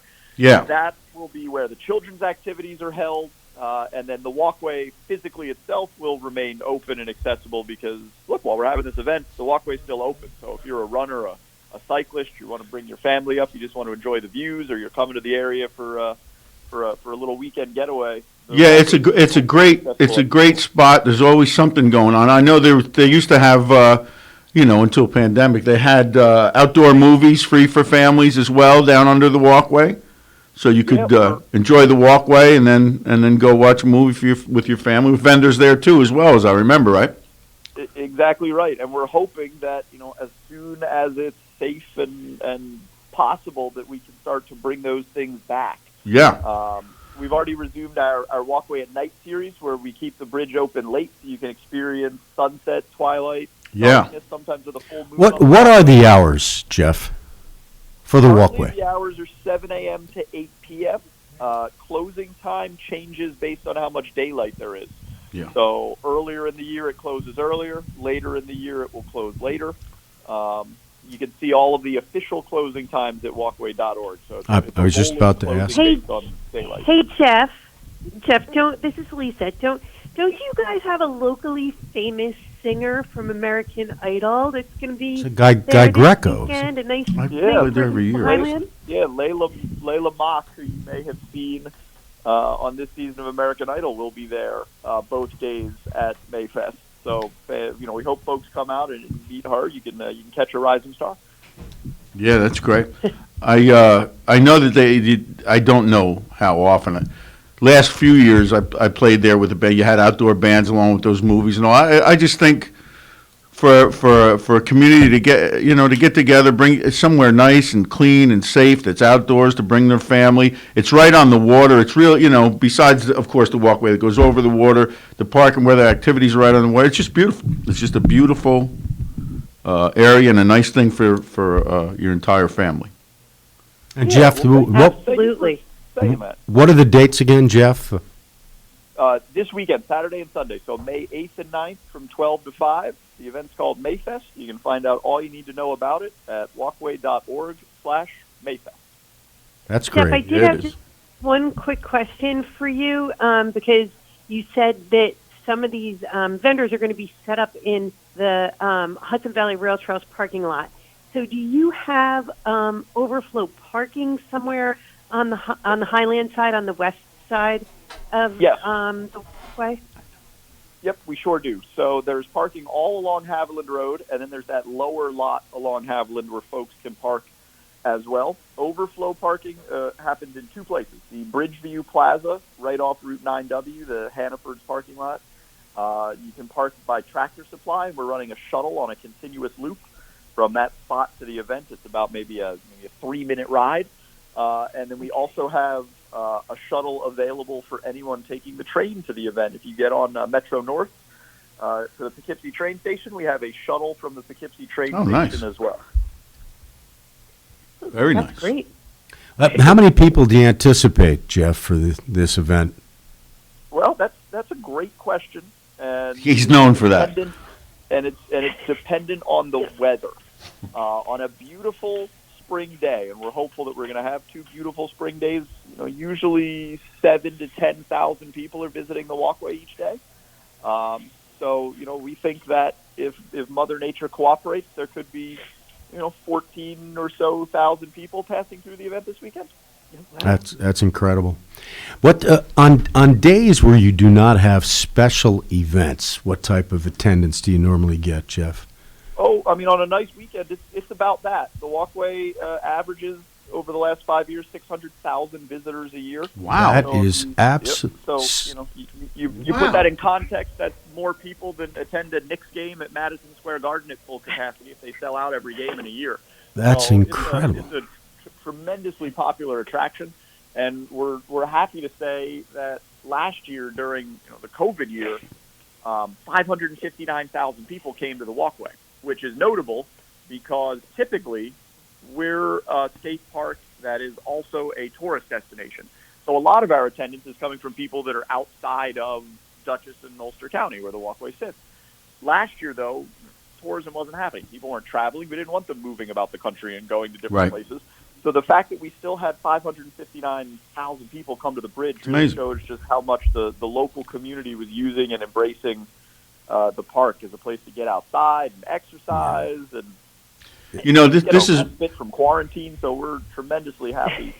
The walkway itself is just It's a wonderful example of people that have a vision and see through on it. I'm an old Maris guy, and I remember when it was just an old trestle. It was kind of an eyesore, but it became iconic because it was there so long. But in all the years it was there, nobody thought to actually do something with it. Never mind something on this grand scale. 600,000 people for, because somebody had the vision and followed through on it. It's really amazing. Yeah, it's one of the best stories of a public-private partnership, a grassroots community organization working with local government. It's one of the best stories of adaptive reuse anywhere in the nation. And it's becoming a model. We're cited all the time from towns across America as an example of what can happen when you get creative and you think about, what are alternatives to just tearing something down, which was, for a while, the most popular idea. Sure. For what to do with the bridge. Sure, and then there's the normal amount of naysayers anytime you have any idea that's out of the norm. Exactly. Never mind the paperwork. It's a great story that starts with a man named Bill Seppi, who for many years lived underneath the walkway. And is that right? The man. What was his name again, Geoff? Bill Seppi? Seppi, S-E-P-E. Bill Seppi is the man who first had the idea to turn the old railroad bridge. And he lived underneath it like Billy Goat's Gruff? Yeah, would you say that, Geoff? It almost sounds like he carried a little sack on his back. Tale, but he had a house. Oh, okay. That's better. I'll bet he got that house. That would have made one hell of a story, though, Geoff. Can we go back to we're in the age that you can manipulate the facts a little bit. Can we say that he just camped out under the bridge? Had a very long way. And later in life bought a house. Saved all of his money and then bought the house later. But that still is amazing. So what? Weaving a narrative here. Yeah. What is the entity that put this? I've been on it. I think during your grand opening, it was just gorgeous. What a wonderful walk. And for people that born and raised in this area didn't realize how beautiful it was. That's right. The entity, what exactly is it? Is it a not-for-profit? You say it's a partnership of? Sure. So it's three organizations together that make up Walkway over the Hudson. We're a New York State park. Walkway over the Hudson is part of the New York State park system, along with Niagara Falls and Statsburg and all Jones Beach and all those great parks across the state. James Baird. So our park staff is responsible for making sure that our destination is beautiful and shining every day. So they're doing the landscaping, the maintenance, the safety and security, all of the upkeep to make sure that when folks come to the walkway, they're at a beautiful destination that is worthy of the views that it provides. Unlike almost every other park in the world, we're a bridge. So the New York State Bridge Authority is part of our partnership. No kidding. They're of course charged with making sure that we remain 212 feet above the Hudson River.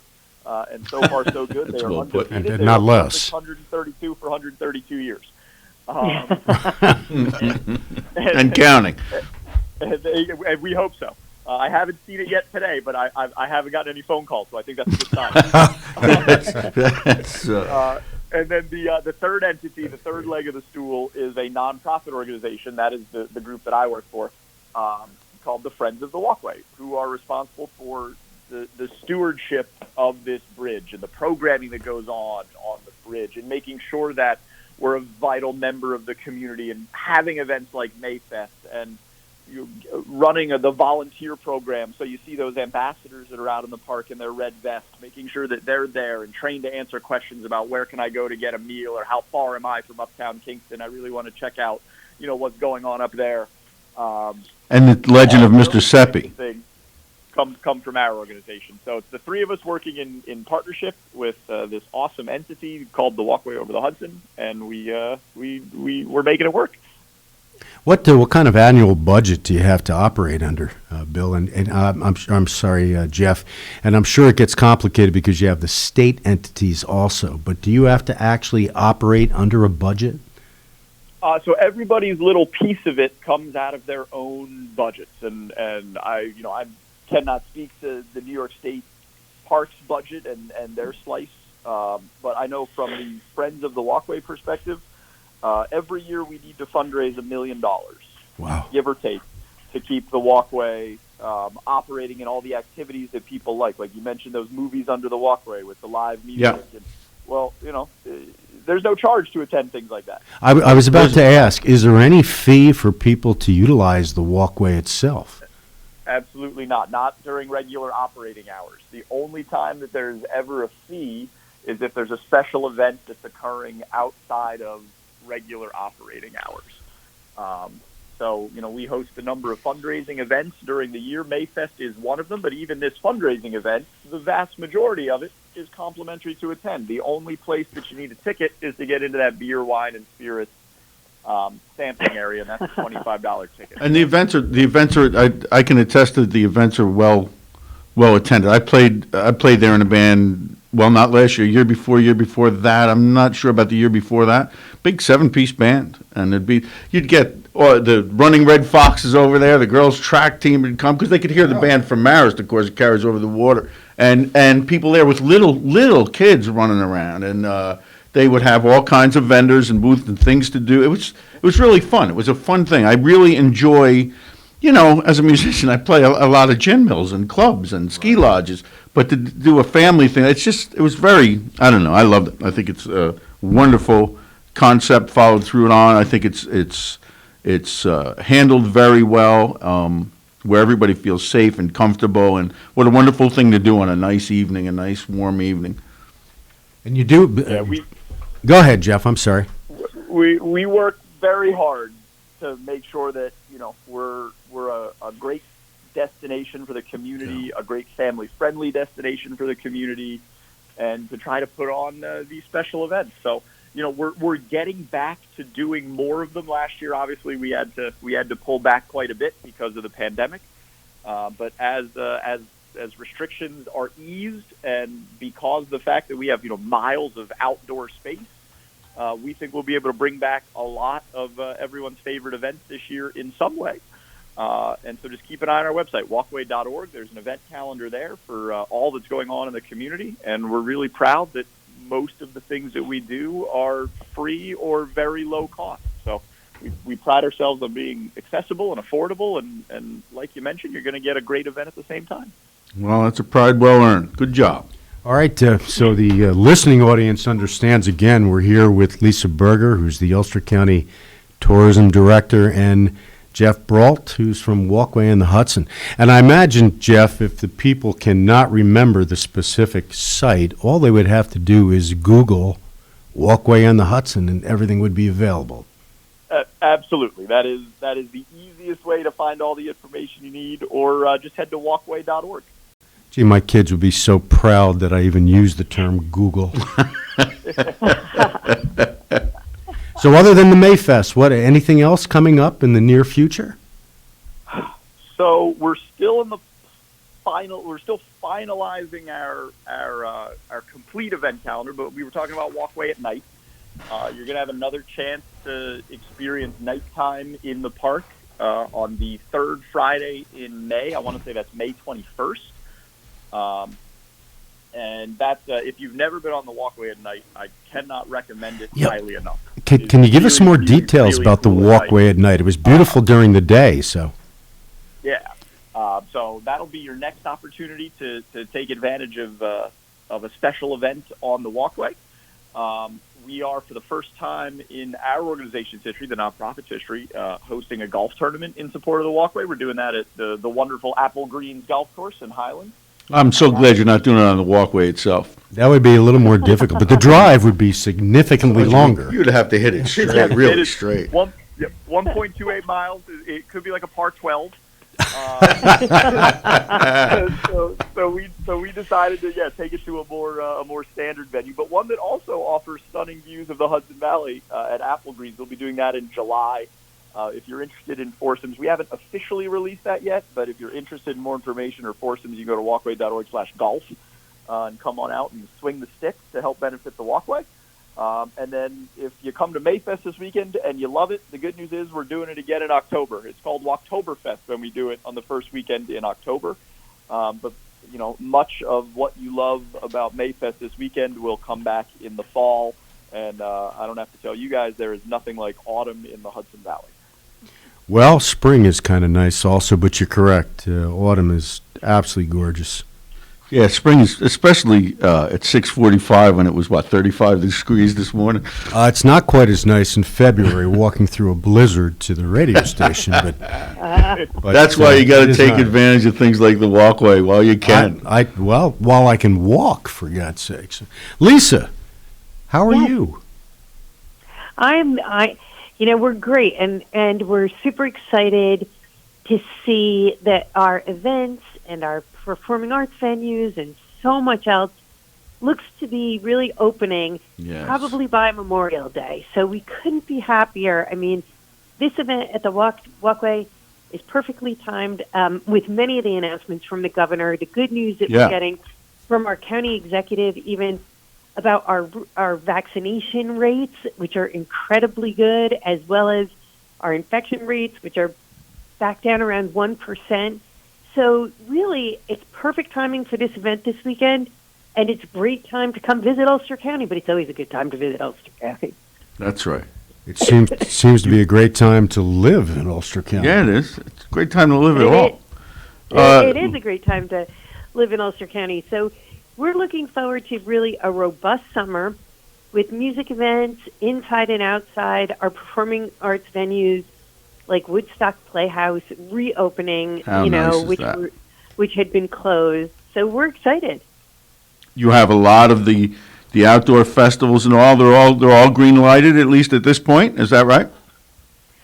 Well, I am really happy to be able to say that the New Paltz Woodstock Arts and Crafts Fair, which is usually a very big event held at the fairgrounds. Yeah. We weren't sure that it was going to be able to be held, but it is going to be held. Oh, that's great. Memorial Day weekend, and it's going to be held actually across the street from the fairgrounds in what the county of Paltz calls its Field of Dreams, their athletic field that they have over there. So it just moved across the street because the state is still doing a mass vaccination site on the fairgrounds. So, but this is really between the Walkways event this weekend and the New Paltz Woodstock Arts and Crafts Fair, our major events, fairs, and festivals look to be coming back because these are two of our biggest, and we are certainly happy to know that they're coming back. And sure. I think everybody has been kind of anxiously awaiting it, and I actually think Geoff and the team at the Walkway are going to be incredibly busy. Yeah, I think there's a lot of pent-up demand. I agree. It is pent-up demand. I take it that masks are required, even though you're outside. Is that fair to say? So, I think that changed. Geoff, you'll have to answer on your event, but what the new rules are from the CDC are, if you're able to socially distance and you're outside, you're more than 3 feet apart, you don't need your mask on. I'm sorry, Lisa, when you said been vaccinated. That was right? this. Isn't that right, Geoff? That was CDC's rule of this hour? Yeah, just recently, I think. Of this hour. This hour. Yeah. Jeff, what are your rules? So at the Mayfest event, we do need everyone to keep a mask on when they're not eating or drinking. And the reasoning being is that our interpretation of the CDC guidance, and by ours, our entire event is planned in conjunction with the Ulster County Department of Health. So we're going by their guidance. Because you're interacting with vendors, because you're interacting in close proximity, there's often places you can't remain 6 feet apart from strangers. Mm-hmm. We're asking everyone at our event to have a face covering on whenever they're not sampling, just for everyone's comfort and everyone's safety. Well, I'm glad that came up. Yeah. 2 good questions. It's amazing, Guy. It really two is. Good questions. It was wonderful actually hearing about all the good things happening at the Walkway, Geoff. We really, really appreciate you taking the time this morning to talk to us, and maybe you could just give us those hours one more time. Absolutely. Mayfest is taking place this weekend, May 8th and 9th on the Hudson Valley Rail Trail and west approach to the Walkway over the Hudson in Highland. 87 Haviland Road in Highland. You can plug it right into your GPS. We're there from noon to 5 p.m. on both days. You can see all of the 90-plus local vendors that will be there, the fun activities for kids, all of the beer, wine, and spirits that you can sample by going to walkway.org/Mayfest. Again, walkway.org/Mayfest. Thank you, Geoff. That was enlightening for even somebody that I thought knew most about the Walkway. Yeah. Well, I'm glad, and we've only just scratched the surface, so give me a call anytime. I'm happy to tell more stories. Oh, great. Appreciate it. You certainly have an upbeat personality. We just got, I was about to say something. Just got the finger from I was Lawrence, just about to say that. I'm not sure if we're allowed to say that on the radio. What's the pointer finger? Well, I used to give Scott Harrington the middle finger. I used to be like, it's time to go, dude. So for Lisa and Geoff, that means we have less than a minute. Are there any messages you would like to part with? No, except that we encourage everybody to make sure they get out to this great event at the Walkway this weekend, and it's going to be great weather. Get out there with your masks on and enjoy it. Great. Geoff? See you on the Walkway. I hope to. Well, that's great. I hope to. Good having you folks. Take care. Yes, Stay thanks well for and being healthy. on the show. And shout out to Ronnie Jones. And we'll see you next month, Lisa. Thank you. All right, guys. You guys did a great job today. If Tony was listening, I think he would be proud. You're probably going to get 2 little gold stars on your your time card. That's something that I have strived for my entire life. Well, you did a good job. You guys have a great day, awesome weekend, and we'll be back tomorrow with Rick Remsnyder and Fran DiPetrillo.